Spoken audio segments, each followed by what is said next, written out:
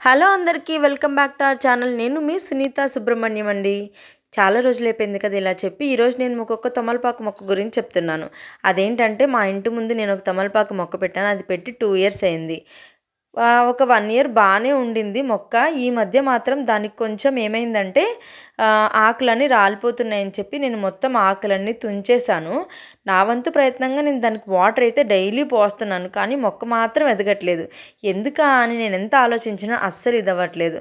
సరే మా ఇంటికి ఒక ఆయన వచ్చి మొక్కను చూసారు. ఏంటిది మొక్కకి ఆకులేమీ లేవు, ఉట్టి కాడ మాత్రం పెరుగుతుంది అంటే, ఏమో నాకు తెలీదు అన్నాను.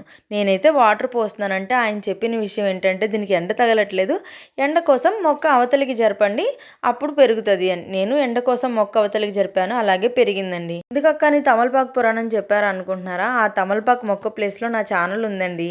ఆ మొక్కకి కావాల్సిన ఎండ, సబ్స్క్రైబర్స్.